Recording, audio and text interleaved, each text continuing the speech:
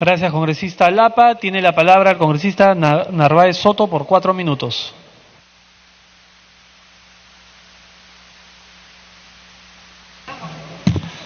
Gracias, presidente. Quiero expresar un saludo al señor Premier, además miembro de nuestra pequeña bancada.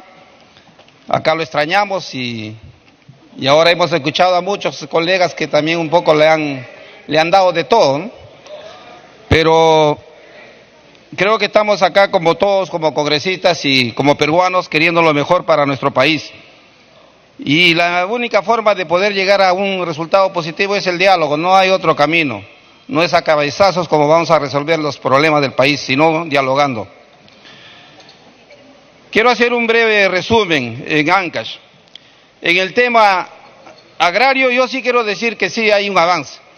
Hubo unas metas planteadas en las diferentes cuencas, en el río Guarmey, el Casma, la Cramarca, Nepeña, Santa, y se han cumplido las metas que estaba planteado y programado. Es cierto que no es suficiente porque se ha trabajado en la parte baja de la cuenca y hay que trabajar hacia adelante en la parte media de estas cuencas.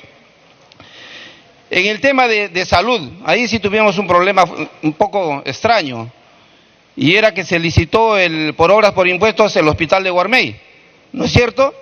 Y después de casi más de 9 meses resulta que se anuló el proceso que había ya sido licitado y ganado por una compañía privada. Se anuló y esto ha creado pues una desazón en Guarmey, pero ahora nuevamente el MINSA está solucionando y convocando nuevamente. Y esto gracias a que nuestro Ministerio de Economía y Finanzas, el Ministerio de Economía y Finanzas, ahí está concentrado el verdadero poder del Estado peruano. Nunca sacó el reglamento, no lo sacaban. El Ministerio de Salud, por su parte, hacía toda la gestión, el esfuerzo de querer cumplir con Guarmey, pero el MEF dijo no salió el reglamento, y así de simple. Por eso yo digo, el gran poder está en el Ministerio de Economía y Finanzas. Y cuando el presidente de la República habla de la reforma del Poder Judicial, que también estamos de acuerdo, vamos a apoyar, habla de la reforma del poder político en el país, estamos de acuerdo, pero hay que recordarle que también necesitamos una reforma del Poder Ejecutivo, para que ese ministerio sea un ministerio mucho más transparente, más sensible y más rápido. Pero no podemos tener un candado permanente en el Ministerio de Economía y Finanzas. Y ese es el foco donde está concentrada la corrupción en el Perú. No nos engañemos. De ahí sale, donde está el dinero, está la corrupción. Entonces hagamos un ministerio mucho más ágil, mucho más transparente y sobre todo mucho más eficiente. Y eso es tarea de todos nosotros también. En el tema de transporte, si me permite, presidente, me gustaría que autorice que se pase unas diapositivas, por favor. Autorización para visualizar. Gracias, presidente.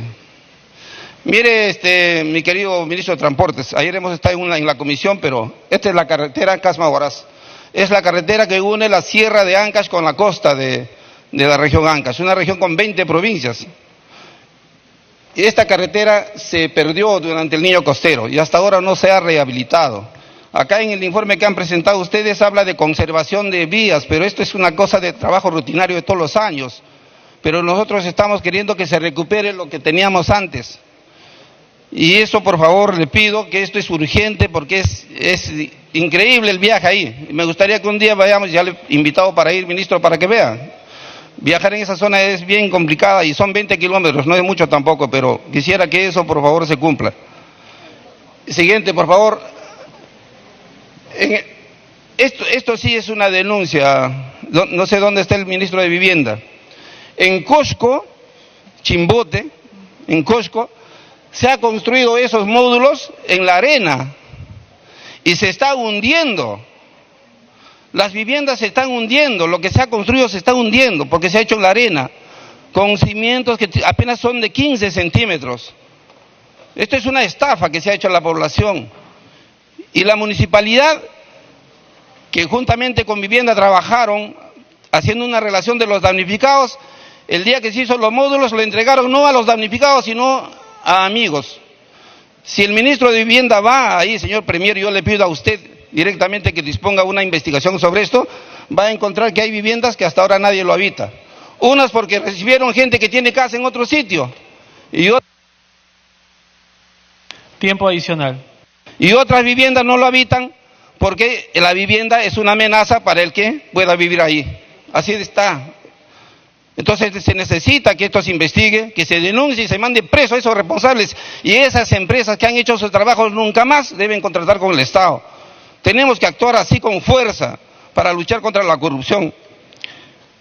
Eso brevemente quería yo resumir. Por lo demás, reconocer que hay un avance, pero hay mucho que hacer.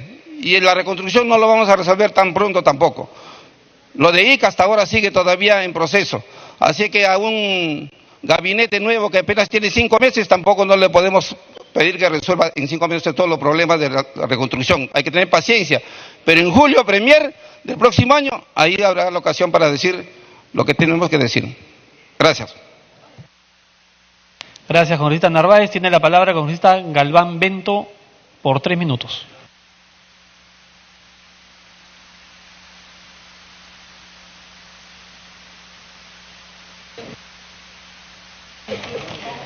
Muchas gracias, presidente. Muy buenas tardes a todos mis colegas congresistas. Me pide una interrupción la colega María Melgarejo. ¿Desea la interrupción, congresista Melgarejo? No. Continúe, congresista Galván. Muchas gracias. Presidente, mediante vuestra presidencia, el saludo cordial al premier y a los señores ministros. El día de hoy hemos podido percibir y escuchar de todos los colegas congresistas efectivamente la preocupación de lo que viene a ser la reconstrucción. Si bien es cierto, presidente, esto es un fenómeno natural y que muchos no hemos estado preparados, pero sin embargo el día de hoy se ha visto la identidad, la participación activa tanto del Poder Ejecutivo y también del Poder Legislativo. Yo quisiera exhortar y decirle al premier de que aquí, señor presidente del Consejo de Ministros, hay un tema que estamos dejando de lado, las barreras burocráticas que prácticamente han impedido que el Poder Ejecutivo, los gobiernos regionales y los gobiernos locales puedan hacer las inversiones correspondientes en lo que ya se había planificado. Hemos escuchado a mis colegas congresistas, efectivamente no hay expedientes de centros educativos, de carreteras, de saneamiento básico, y eso hasta la fecha sigue en evaluación. Anteriormente el problema era el SRIP, ahora el problema es Invierte P. Entonces, ¿qué es lo que está pasando en nuestro país? Eliminar estas barreras burocráticas para que de una vez por todas pues se le debe dar las facilidades correspondientes a los gobiernos regionales y gobiernos locales para la ejecución y por cierto también al Poder Ejecutivo. De otro lado también, premier, si bien es cierto este fenómeno del Niño no solamente ha sido en el norte, también ha sido en la sierra, y nosotros hemos sido perjudicados en la carretera central, especialmente lo que corresponde a Lima, Canta, Guayllay. Esta carretera que estaba en construcción se ha destruido. Necesitamos de una vez por todas que ya se inicie esta obra anhelada por muchos hermanos transportistas, porque la carretera central ya colapsó. Hay accidentes a diario, la nevada, el friaje y otros, y esto impide que haya la transitabilidad. Y por cierto, señor presidente, deberíamos hacer de que de una vez por todas se haga esta interconexión. En tal sentido, solamente quisiera pues aportar de que estas barreras burocráticas ya no impidan la ejecución de las inversiones que han sido transferidas tanto a los gobiernos locales y a los ministerios. Muchas gracias, presidente. Gracias, congresista Galván. Tiene la palabra el congresista Edwin Vergara, hasta por 4 minutos.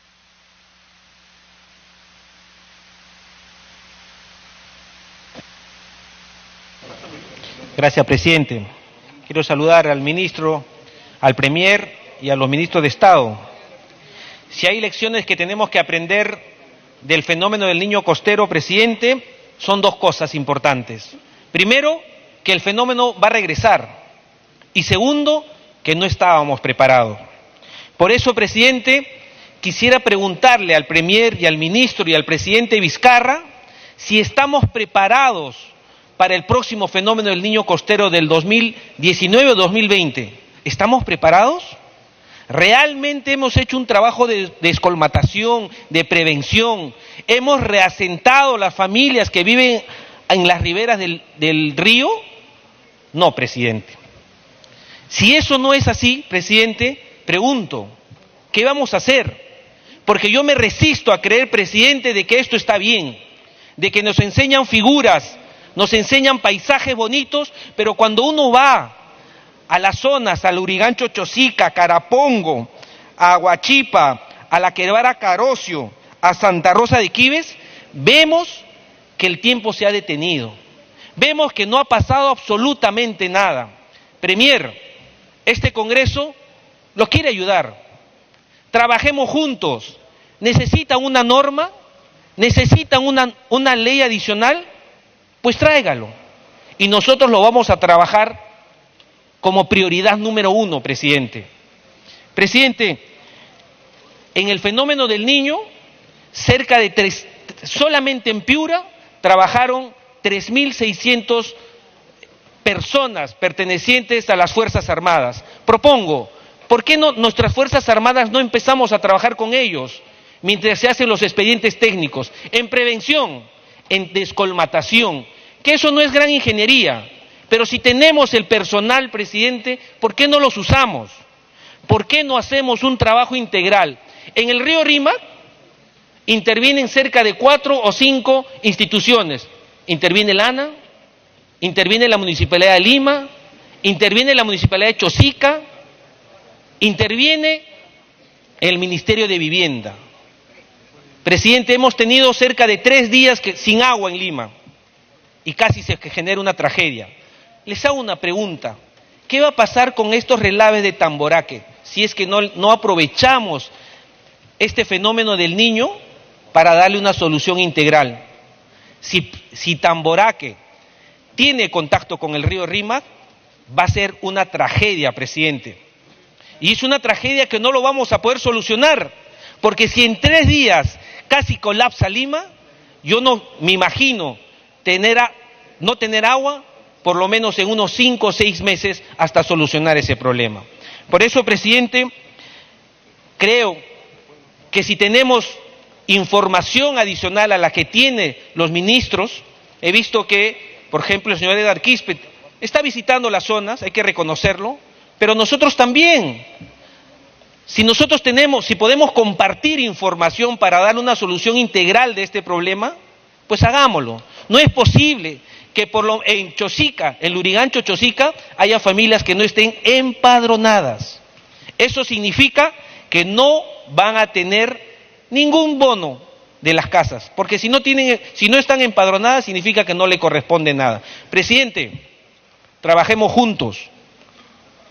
Tenemos un país milenario, un país visionario. Trabajemos juntos, hagamos las cosas, pongámonos de acuerdo en cosas como la reconstrucción, que tenemos un objetivo claro, un norte claro.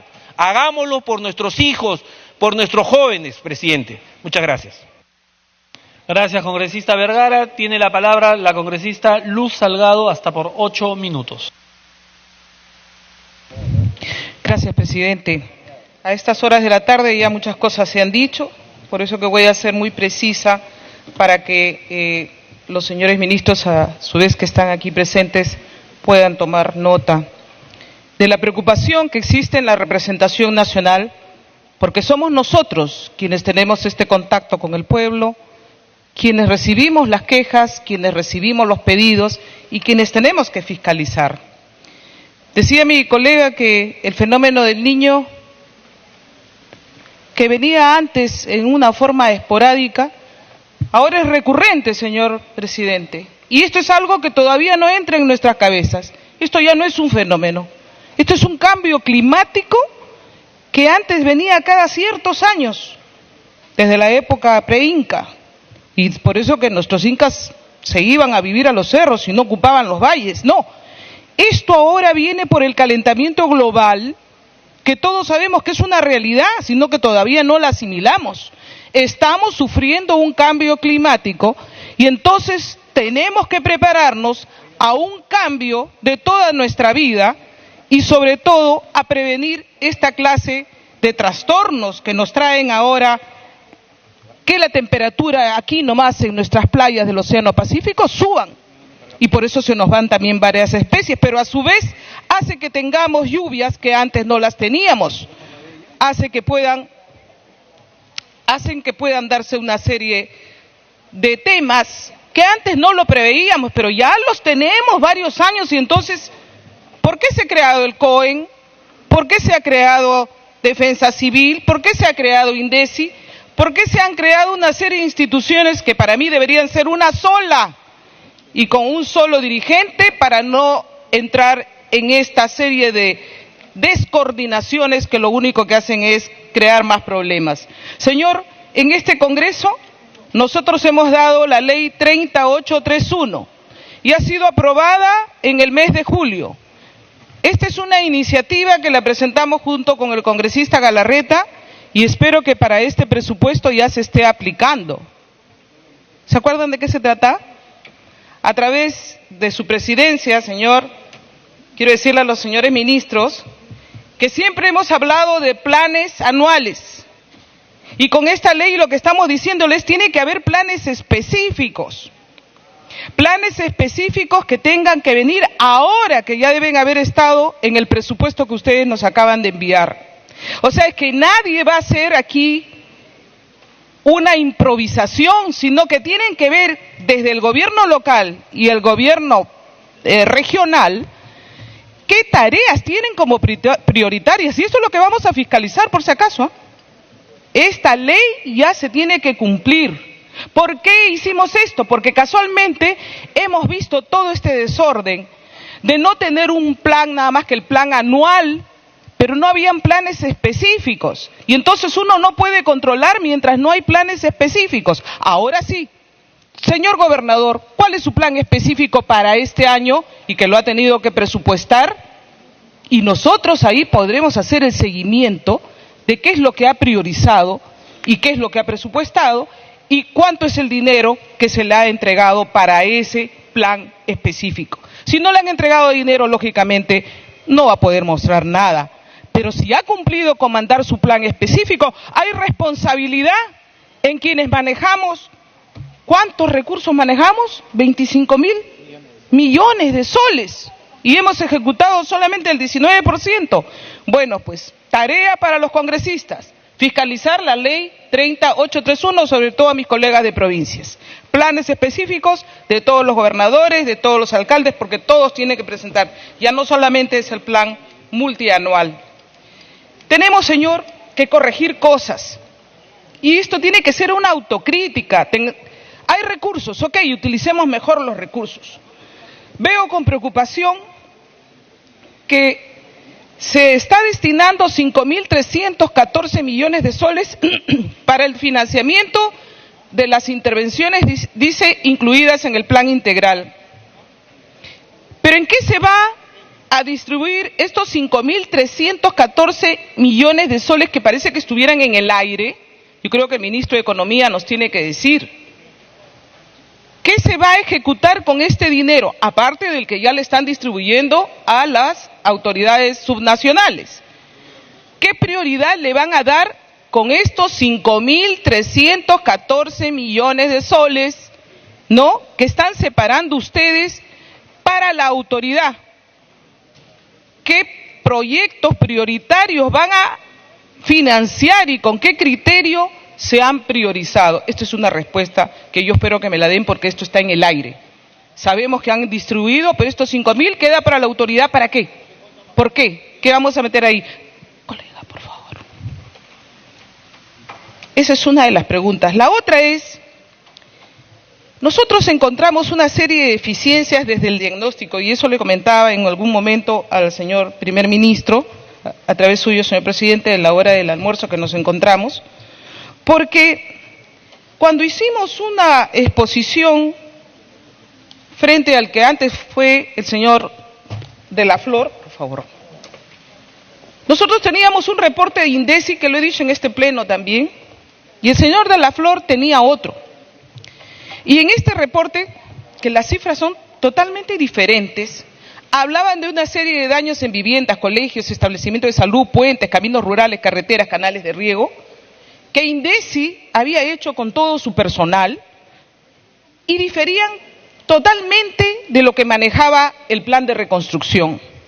Por ponerle solamente un ejemplo, en puentes, INDECI decía que hay 489 puentes destruidos, y afectados 881. Y cuando el señor de la Flor hacía esta exposición, hablaba de reconstruir 192 puentes, solo 192 puentes. Entonces la pregunta fue, ¿con qué carácter ha priorizado esos 192? Y él me dijo que él no tenía la cifra de 489 ni 881. He vuelto a preguntar a INDECI con oficios y ellos se ratificaron en este monto. Entonces, no hay coordinación entre los miembros del Ejecutivo, INDECI versus Reconstrucción. Bueno, eso fue en la época del señor de la Flor, pero ahora pasa lo mismo. Hablamos de que hay supuestamente otros puentes construidos y aparentemente esto no es así.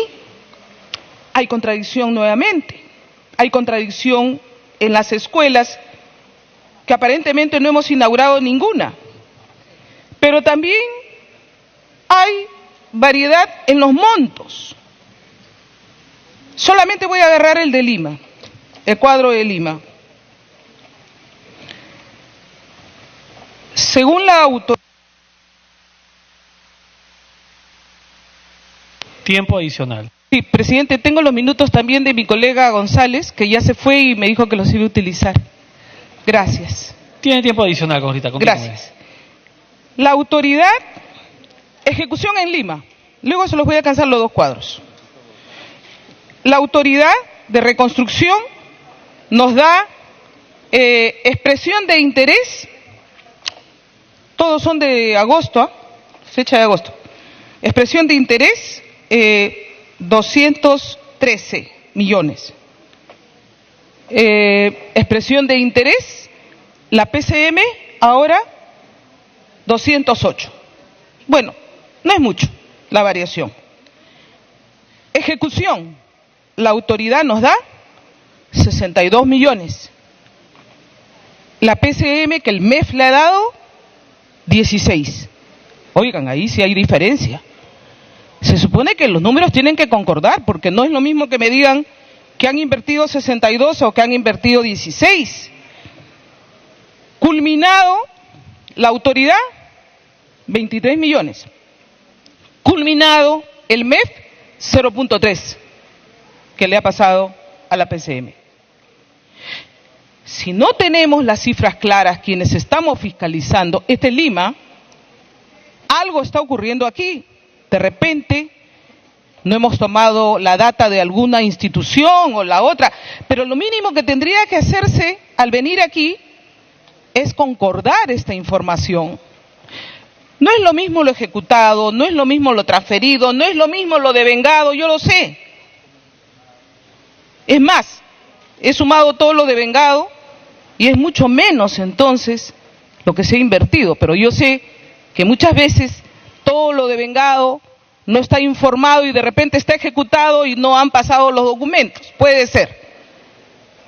Pero la realidad nos muestra de que algo no está funcionando bien en la coordinación, algo no está funcionando bien en esta transferencia de capacidades a nuestras instituciones de gobiernos locales y regionales para llevar mejor, más rápidamente este proceso de reconstrucción. Mi colega Edu hablaba de Carapongo. Carapongo está aquí nomás. Cuando uno sale a Huachipa, entra a Carapongo. Es un infierno ir por esas calles. Los alumnos, los universitarios, los trabajadores que salen por esa pista, es una desesperación todas las mañanas. Carapongo, aquí tan cerca. Ya me imagino cómo debe estar, y por eso la desesperación de Carla por Piura, de mi amigo los piuranos, los tumbesinos. Es más, todos han sufrido los efectos del fenómeno del Niño. Huancavelica. Y estaba hablando con mi colega Monterol y me dice, Huancavelica, 0.0 de inversión. Se olvidaron de Huancavelica, que también ha sufrido la parte de Ica. Para que concluya, por favor. Termino con el ánimo constructivo.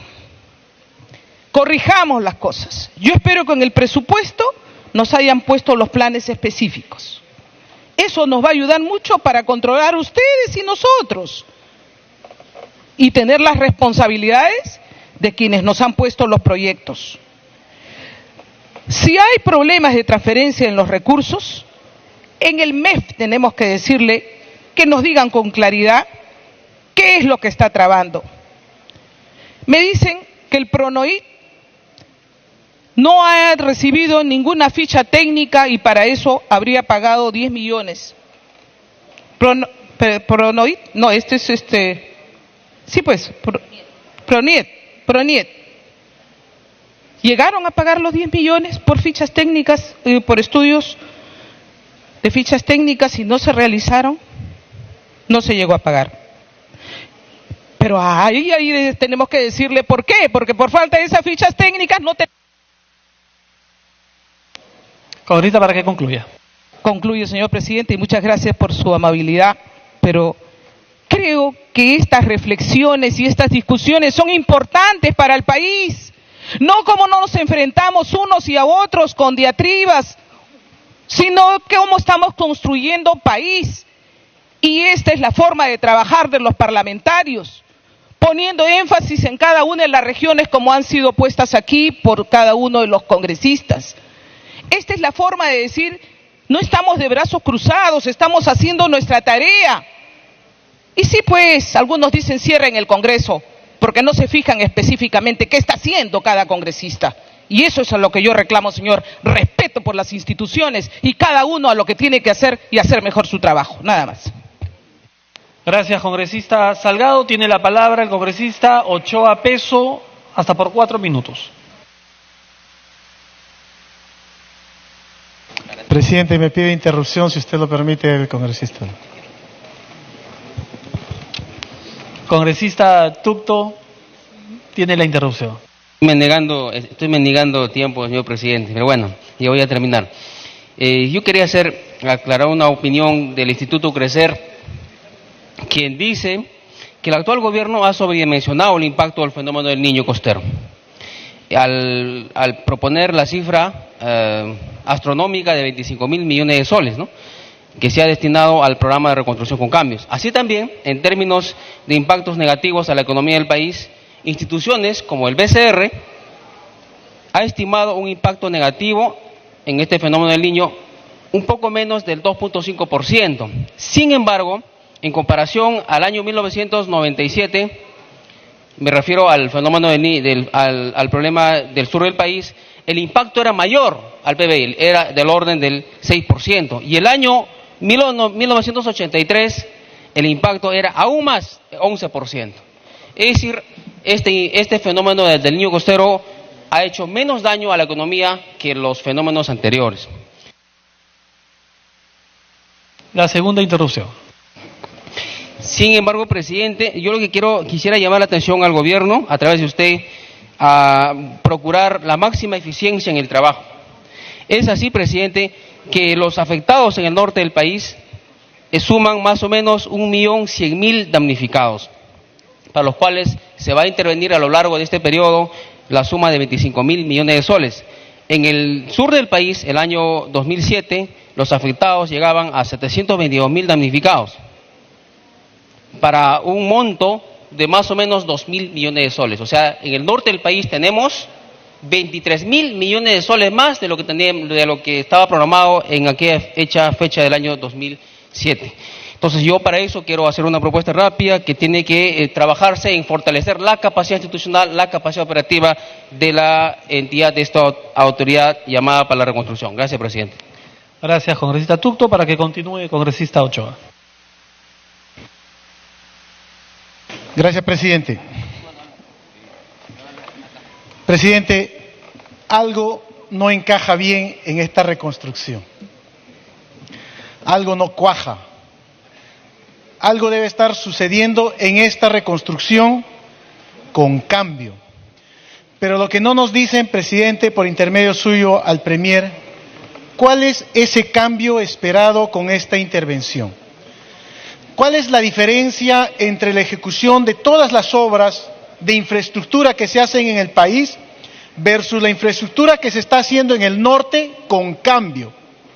¿Cuál es el cambio esperado? ¿Qué es lo que tendríamos que estar mirando aquí en estos momentos, presidente? el impacto social de la intervención de esta reconstrucción, porque se está señalando que esta intervención es con cambio, pero no se nos dice cuál es el cambio esperado, cuál es el cambio deseado, cuáles son los impactos sociales que debemos esperar de esta intervención. Tal vez, presidente, estamos generando falsas expectativas en la población. Y seamos honestos en decirlo, este proceso de reposición de la infraestructura no tendrá ningún cambio. Seguiremos en la misma latencia, en la misma laxitud para intervenir porque no habrá cambios.